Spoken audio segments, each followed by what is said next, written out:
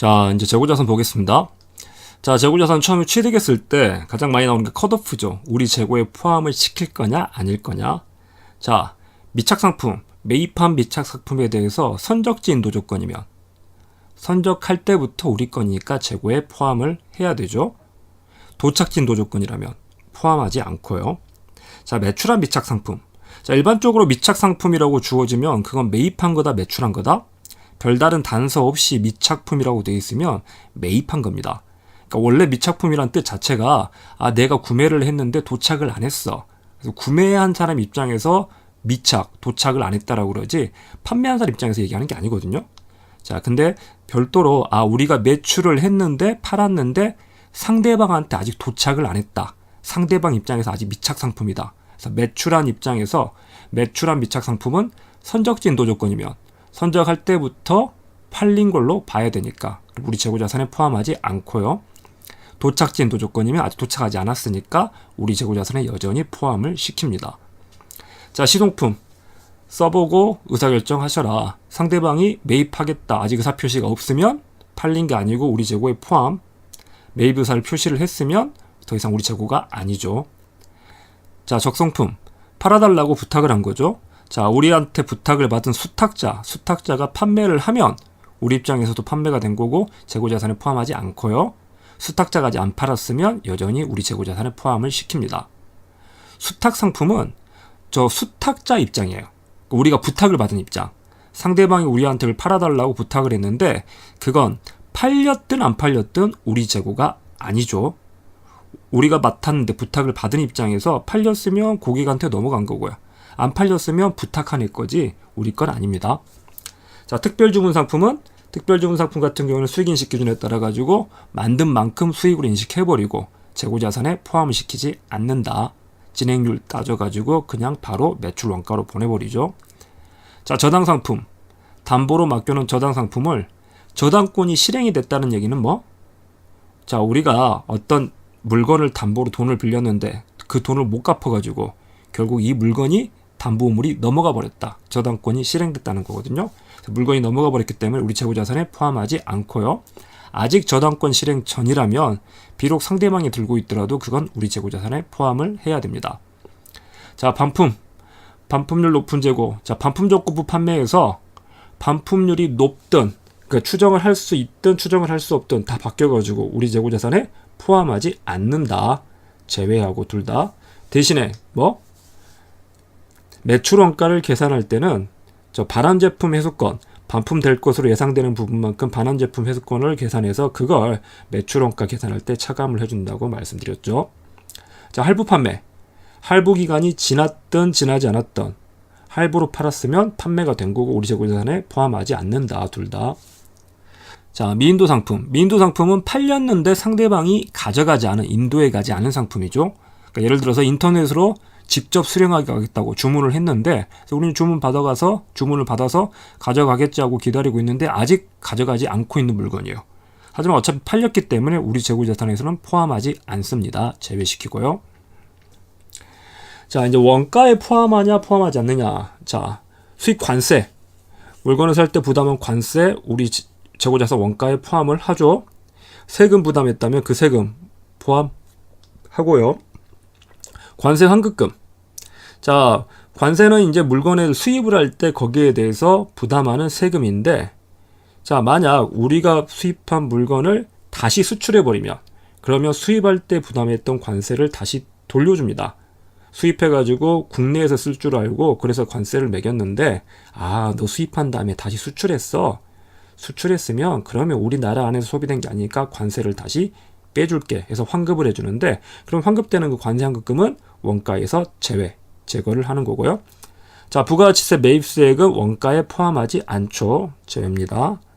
자, 매입 운임 부담했으면 포함해야 되고, 하용료 내리는 데 들어간 운송료, 하용료 전부 다 원가에 포함하죠. 매입 할인 제외하고, 리베이트 이게 애누리에 해당되는 금액이죠. 리베이트 우리가 알고 있는 그 나쁜 의미의 리베이트가 아니라 그냥 깎아주는 거 애누리를 말한다. 이거 제외하고요.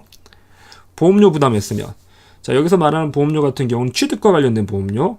우리가 재고자산을 취득하는데 이 재고가 해외에서 물을 건너 배 타고 물 건너오는데 혹시나 오다가 태풍 만나서 가라앉을까봐 만약에 가라앉으면 보상을 받기로 보험을 가입해놨다.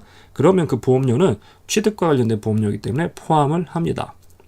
자, 직접 제조원가 당연히 포함할 거고 제조간접원가 배부액도 포함하고 자, 비정상적으로 낭비된 원가는 포함하지 않죠. 자, 완성된 제품의 보관료. 자, 이 제품을 만드는데 보관이 필수적인 경우가 아니라면 보관이 필수적인 경우는 어떤 경우? 와인 같은 경우에 와인을 따가지고 그걸 몇 년 동안 숙성을 하는 거, 그 과정을 반드시 거쳐야 와인으로 팔 수가 있기 때문에 그 경우에는 보관이 필수적이고 그 보관하는 데 들어간 비용을 재고자산 원가에 포함을 하지만 그런 경우를 제외하고 일반적으로 별다른 단서가 없이 그냥 제품의 보관료라면 포함하지 않는다. 자, 중요하지 않은 부산물의 순실현 가능 가치는 재고자산 원가에서 차감하는 건데 제외한다고 표현을 합니다. 그래서 제가 그 밑에 적어놨듯이 취득원가에서 제외한다는 거 원가에 포함되어 있다면 그걸 차감을 해라, 빼라는 얘기고 포함되어 있지 않다면 그냥 그대로 두라는 얘기입니다. 자, 매입활동. 자, 재고자산을 매입할 때 매입과 관련해 가지고 매입으로 인한 현금 지급액 이런 거 물어볼 수 있거든요. 자, 문제의 매입으로 인한 현금 지급액이 등장하면 현금 흐름 관련된 문제이기 때문에 원샷법으로 풉니다. 근데 문제 만약 매출 총이익이나 매출 총이익률이 주어져 있으면 무조건 뭘로 접근해라? 일단 저 매출 총이익이나 매출 총이익률을 이용해서 매출 원가 쪽으로 접근을 하시라고 말씀드렸죠. 자, 매입 채무에 대해서 T 계정은 이렇게 그려져요. 그러니까 정 안 되고 막 어떻게 풀어야 될지 모르겠다 그러면 최후 수단이 T 계정이거든요. 9급에서는. 자, 매입 채무 오른쪽부터 촛불 마말. 자, 기초에 언제 증가한다? 매입 채무는 추가로 단계 외상 매입을 하면 증가하고 감소는 그 매입 채무를 결제하면 감소하겠죠. 그래서 지급하면 현금으로 지급하면 감소합니다. 자, 기말 재고자산 수량 결정인데요. 이 원가 흐름의 과정과 관련해 가지고 수량을 어떻게 결정할 거냐? 방법은 계속 기록하는 방법하고 실제 재고조사법, 창고 문 열고 확인해 보는 방법이 있다. 자, 계속 기록법은 들어오고 나갈 때마다 입출고 시마다 계속적으로 기록하는 방법이고 이게 이제 평균법하고 만나면 뭐가 된다? 옮겨가면서 평균을 구한다. 그래서 이동평균법이 되죠. 자, 실사법은 정기적으로 재고조사를 실시해가지고 재고 수량을 직접 파악하는 거고요. 이게 평균법하고 결합하면 실사를 할 때 평균을 낸다, 한 번 낸다 해서 총평균법이 됩니다. 자, 단가를 결정하는 방법. 자, 개별법. 개별법은 단점이 손익을 뭐 할 수 있다? 자의적으로 조정할 수 있다. 어떻게? 그 각각의 자산에 대해서 가격표를 바꿔버리면 자기 마음대로 조정을 할 수 있다고 그랬죠. 이름표를 바꿔서. 자, 선입선출법. 선입선출법은 기말 재고자산이 옛날 원가를 반영하나요? 최근의 원가를 반영하나요? 기말에 남아있는 재고자산. 먼저 들어온 게 먼저 나간다고 가정하니까 남아있는 재고는 최근의 원가를 반영하죠. 그래서 현행 원가, 현행 가치를 반영하지만 매출 원가는 어떤 게 대응된다? 옛날에 사온 거, 즉 과거 원가가 대응되기 때문에 수익 비용 대응이 적절하지 않다. 지금 팔리는 가격에 과거 원가가 대응되기 때문에 수익 비용 대응이 부적절한 거예요. 자, 평균법은 자, 평균을 어떻게 내냐면 주기적. 여기서 말하는 주기는 뭐 일주일, 매주 낼 수도 있고 한 달에 한 번씩 낼 수도 있고 막 분기별로 낼 수도 있고 여러 가지. 어쨌거나 주기적으로 평균을 내는 방법. 혹은 매입할 때마다 아니면 생산할 때마다 다양한 방법. 그러니까 저걸 막 그때그때 자기가 바꿔서 하는 게 아니라 저 여러 가지 중에서 어떤 원칙을 정해가지고 계속해서 적용하면 된다. 자, 후입선출법. 후입선출법은 자, 선입선출법과 반대로 어떤 관점에서는 가장 적절하다? 수익비용 대응 관점에서는 지금 원가가 지금 수익에 대응이 되기 때문에 지금 팔려나가는 거의 원가를 후입선출, 최근의 가격을 대응시키기 때문에 적절하지만 물가 상승 시에 뭐를 줄일 수 있는 방법? 수익비용 대응 관점에서 가장 적절하고 물가 상승 시 뭐를 줄일 수 있다? 이것 때문에 만들어낸 방법이라고 그랬죠. 세부담, 세금 부담을 줄일 수 있는 방법이지만 IFRS에서는 인정하지 않는 방법이다. 자, 저는 방법을 적용할 때 자, 재고자산이 성격이나 용도의 차이가 있으면 그 다른 원가 결정 방법을 적용할 수 있냐? 우리가 보유하는 재고 중에서 성격, 그러니까 똑같은 밀가루인데 성격이나 용도가 다르면 다른 원가 결정 방법을 적용할 수 있다고 그랬죠. 그래서 밀가루가 하나는 판매용이고 하나는 빵을 만드는 용도다. 그러면 각각 다른 하나는 개별법, 하나는 선입선출법 이렇게 적용할 수 있다. 하지만 그 밀가루가 위치나 과세 방식이 차이가 있다. 자, 밀가루가 하나는 부산에 있는 밀가루, 부산 창고에 있는 밀가루고 하나는 인천 창고에 있는 밀가루다. 그렇다고 해서 서로 다른 원가 결정 방법을 적용할 수는 없다. 그래서 성격이나 용도의 차이는 다른 원가 결정 방법을 적용할 수 있지만 위치나 과세 방법의 차이가 있다고 해서 다른 원가 결정 방법을 적용해서는 안 된다. 자, 저 방법을 비교해 볼 때 말로 물어보는 자, 선입선출법, 평균법, 후입선출법이 어떤 게 재고가 크냐, 원가가 크냐, 당기순이익이 크냐 이렇게 물어보면 자, 가운데는 일단 뭐가 들어간다? 선입선출법, 후입선출법 사이에 평균법들이 들어가겠죠. 자, 뭐부터 일단 생각하셔라? 법인세 비용. 자, 후입선출법이 세부담을 줄이기 위해서 억지로 만들어낸 미국 애들이 만들어낸 방법이라서 후입선출법이 법인세 비용 세부담은 가장 적고 선입선출법이 가장 크죠. 법인세 비용은 선입선출법이 가장 크고 그 다음 후입선출법이 가장 작다. 자, 세부담이 크면 현금 흐름은 세부담이 크면 현금, 세금을 많이 내니까 그러면 현금이 줄어들겠죠. 그래서 법인세 비용하고 현금 흐름은 반대. 그래서 세부담이 적은 후입선출법이 현금 흐름이 크고 선입선출법은 현금 흐름이 작다. 자, 이익은 자, 법인세 비용이 많다는 건 이익이 많이 났으니까 세부담도 많은 거죠. 그래서 선입선출법이 이익이 크고 후입선출법이 작고요. 원가는 이익하고 반대겠죠. 원가가 크면 이익은 낮고 원가가 작으면 이익은 크니까 자, 그래서 당기순이익하고 화살표가 반대로 됩니다. 자, 재고자산 기말 재고는 뭘로 연결을 해라? 당기순이익하고 연결해라. 이익이 크면 대차평균 재무제표에서 왼쪽하고 오른쪽이 같아야 되니까 오른쪽 자본에 들어갈 이익이 커지면 왼쪽 자산도 커져야 된다. 그래서 당기순이익과 방향이 같다. 자, 그러면 평균법에 이제 총평균법하고 이동평균법 두 가지가 있는데 어떤 게 왼쪽이다? 가나다 순서라고 그랬죠. 선입선출의 시읒, 후입선출의 히읗. 그래서 사이에는 가나다 순서대로 해서 이동하고 총 중에 어떤 게 먼저 온다? 이응인 이동평균법이 먼저 오고 그 다음에 치읓 총평균법이 그 다음에 온다. 자, 저가법. 재고자산 저가법 적용할 때 자, 적용 순서부터 일단 확인하셔야 된다고 그랬죠. 감모손실하고 평가손실. 수량이 줄어들 수도 있고 평가 금액이 줄어들 수도 있는데 둘 중에 뭐부터? 감모손실 먼저, 평가손실 그 다음. 자, 재무상태표 FP, 재무상태표에 표시를 할 때 수량 부족, 감모손실은 어떻게 한다? 충당금을 설정한다, 직접 차감한다. 나중에 회복이 가능한 건 충당금을 설정하지만 감모손실 같이 수량이 줄어드는 건 이게 저절로 다시 불어날 일은 없기 때문에 그래서 직접 차감을 하고요. 자, 저가법, 평가손실 같은 경우에는 지금은 가격이 떨어졌지만 나중에 가격이 오를 수 있기 때문에 회복이 가능하기 때문에 충당금을 설정한다. 자, 손익계산서에 보고할 때 지금 IFRS에는 감모손실, 평가손실 이걸 영업비용으로 보고할지 영업외비용으로 보고할지 구분, 규정이 없다. 하지만 일반 기업회계 기준에서는 자, 수량 부족에 대해서 정상, 비정상을 따진다고 그랬죠. 정상 감모손실 같은 경우에는 매출 원가로 보고하고 비정상 감모손실 같은 경우에는 영업외 비용으로 보고한다. 평가손실 같은 경우에는 평가손실은 매출 원가로 보고를 합니다. 기본적인 로직이 뭐다?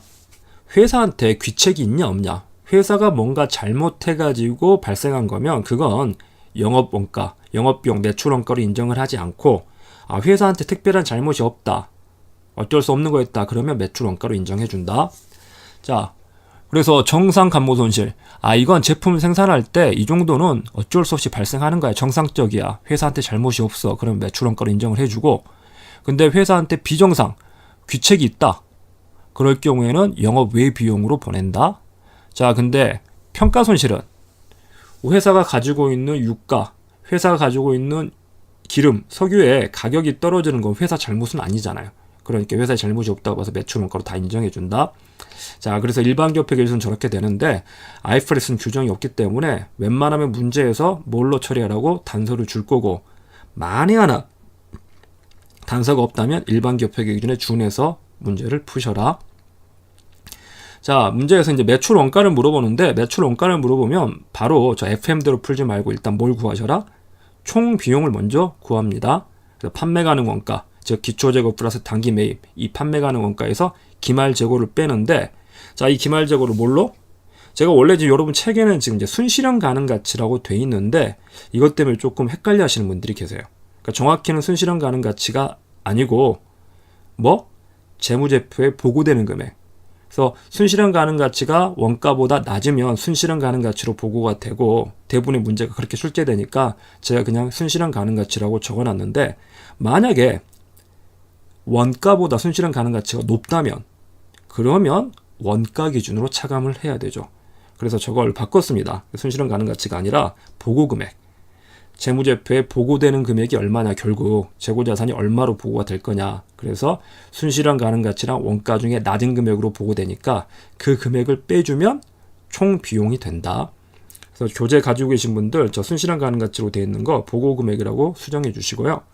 자, 그리고 매출 원가는 저 전체 비용, 총 비용에서 매출 원가 외의 비용으로 보고할 부분.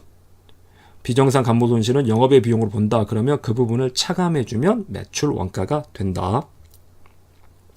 자, 순실현 가능 가치는 어떻게 구하냐? 자, 적용 범위 일단. 재고자산 종류가 항목이 여러 항목들이 있는데 항목별로 저가법을 적용하는 게 원칙이죠. 자, 근데 비슷한 항목끼리 묶어가지고 저가법을 적용할 수 있냐? 자, 유사 항목별로 적용하는 게 가능하긴 하다. 자, 하지만 다 묶어가지고 전체 재고자산을 하나로 묶어서 저가법을 적용하는 총계 기준은 절대 안 된다. 자, 순실현 가능 가치. 제품이나 상품의 순실현 가능 가치는 판매 가격에서 거꾸로 와서 판매 비용을 빼주는 거죠. 자, 만약 확정 계약된 게 있다면 확정 계약 부분은 그 계약 가격에서 판매 비용을 차감하고요. 자, 제공품은 제품 상품에 한 단계 더 와야 되죠. 추가 원가까지 차감을 하고, 자, 원재료도 마찬가지로 제공품에서 다시 추가 원가를 빼서 오는 게 원래 정상이지만, 근데 원재료는 이렇게 거슬러 올라와서 순실현 가능 가치를 구하는 게 쉽지 않다, 실무적으로. 그래서 뭘 허용해 준다? 현행 원가를 사용하는 걸, 현행 대체 원가를 사용하는 걸 허용을 해준다. 그래서 기준서의 문구가 그렇게 되어 있다고 그랬죠. 현행 대체 원가가 순실현 가능 가치의 최선의 추정치가 될 수 있다. 다만 저렇게 해서 만든 완성된 제품이 원가 이상으로 판매된다면 원재료에 대해서는 감액하지 않는다. 제공품은 저는 규정이 없습니다. 원재료에 대해서만 나오는 규정이에요. 자, 매출총이익률법. 자, 매출총이익률법은 매출총이익률 가지고 구하는 거죠. 매출원가는 매출액 곱하기 매출원가율. 근데 그 매출원가율이 어떻게 구해진다? 1 매출총이익률이다. 자, 그리고 매출원가는 기초재고 플러스 단기매입 마이너스 기말재고. 그래서 이 두 가지 방정식을 이용해서 푸는 거죠.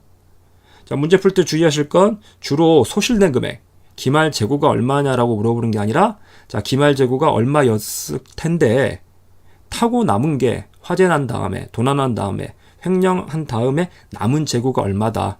그러면 잃어버린 재고가 얼마냐. 그래서 저 기말재고, 정상 기말재고에서 잔여 기말재고를 빼서 소실액을 구하셔라. 자, 그 다음 주의사항으로 매출총이익률이 주어지는 형태가 다른 경우가 있다. 자, 일반적으로는 매출총이익률은 매출총이익 나누기 매출액으로 주어지지만, 그래서 별다른 단서가 없으면 저렇게 계산을 하지만, 간혹 문제에서 매출총이익률을 매출총이익 나누기 매출액이 아닌 매출원가의 형태로 주는 경우가 있다. 자, 그러면 이때 어떻게 해라? 다른 식을 바꾸지 말고 그냥 이걸 우리가 알고 있는 매출총이익률의 형태로 바꿔라. 어떻게? 자, 매출원가에다가 매출총이익을 더하면 그게 매출액이잖아요. 그러니까 매출총이익 나누기 매출원가 플러스 매출총이익. 이 형태로 변형해가지고 우리가 알고 있는 매출총이익률로 바꾼 다음에 똑같이 매출원가를 구하면 된다. 자, 소매제고법. 최근에 이제 소매제고법도 출제 빈도가 높아졌죠. 자, 소매제고법은 일단 T계정 2개 그리십시오. 원가 T계정 그리고 매가 T계정 그려라. 그래서 기초재고 플러스 매입. 기초재고 플러스 매입. 자, 그래서 문제에서 물어보는 건 기말재고 원가를 물어보는데, 자, 가장 먼저 구할 건 뭐? 기말재고 매가부터 이걸 1번으로 구하죠. 자, 그래서 1번 기말재고 매가를 기초재고 플러스 단기 매입 마이너스 순매출액 하면 기말재고가 구해지는데, 자, 근데 응용될 때 이제 뭐가 주어진다? 판매 가격을 인상하거나 인하하는 금액. 순인상액이 있으면 왼쪽에다가 인상액은 더해주고 인하액은 빼준다. 자, 종업원 할인 주어질 수 있죠. 종업원 할인이 주어지면 원래는 이제 종업원 할인이 왼쪽에서 인상되면 플러스고 인하되면 마이너스, 인상되면 플러스고 인하되면 마이너스니까 종업원 할인도 원래 왼쪽에 마이너스로 가야 돼요. 자, 근데 종업원 할인은 원가율을 계산할 때 이 왼쪽 비교해서 원가율을 계산하는데 종업원 할인은 제품 원가율에 반영되지 않습니다. 자, 그래서 이쪽에서 마이너스 하지 않고 이쪽에다가 반대쪽에 플러스를 해줍니다. 자, 그래서 종업원 할인은 오른쪽에 플러스 항목이에요. 가로, 할인됐으니까 할인해줬으니까 차감해야 되는 거 아닌가요? 하시는데 왜 그러냐면, 왼쪽에서 차감했어야 되는데 오른쪽 넘겨가지고 반대쪽에 플러스가 돼 있는 거예요. 자, 그래서 매가 기준 기말재고는 기초재고 플러스 단기 매입 플러스 순인상액은 더해주고 인하액은 빼주고 매출액 빼주고 종업원 할인도 넘어가서 빼주는 거죠. 자, 이렇게 해서 매가 기준 기말재고를 구하고, 자, 원가율은 이 왼쪽 길이 비교하는 거죠. 왼쪽 길이 비교하는 건데, 자, 그래서 기초재고 매가 플러스 단기 매입 인상이 있으면 더하고 인하이 있으면 빼주고 분의 기초재고 원가 단기 매입 원가. 자, 근데 이때 선입선출 소매제고법이다. 그러면 어떻게 구분해라? 기초재고의 원가율하고 단기 매입분에 대한 원가율을 구분해서 접근하셔라. 그래서 선입선출 소매제고법의 경우 원가율을 기초재고와 단기 매입 부분으로 층을 나누어서 계산을 해야 되고요. 자, 만약에 소매제고법에 저가법을 적용한다. 그러면 원가가 낮아져야지, 원가율이 낮아져야지 기말재고를 낮게 평가하는 저가법이 되니까, 자, 어떻게 하면 원가율을 낮출 거냐 고민하다가 분모가 커지면 전체 원가율은 낮아지겠다. 분모를 어떻게 키우겠다? 순인하액을 빼자. 순인하액 빼주는 걸 안 빼주면 그만큼 분모가 커지겠죠. 자, 그래서 저가법 적용하면 순인상액만 반영하고 차감하는 순인하액은 제외해서 분모를 키워서 원가율을 낮춘다. 자, 이렇게 해서 원가율을 구한 다음에 1 곱하기 2 하면 그게 기말재고 원가가 되는 거죠. 자, 매출원가 계산 쉽죠? 매출원가는 기초재고 플러스 단기 매입 마이너스 기말재고 이제 와서 할 거 아니고요. 자, 단기 매입은, 자, 매입 대금에다 만약 매입 운임이 있다면 운임은 더해주고 애누리나 할인이나 환출은 다 차감할 항목이죠. 자, 그래서 순매입액을 가지고 계산하는 거고요. 자, 매출액은 매출원가에다 뭘 더하면 매출 총이익을 더하면 매출액이 되죠. 매출액에서 매출원가를 뺀 게 매출 총이익이니까. 자, 이제 재고자산은 마치도록 하겠습니다.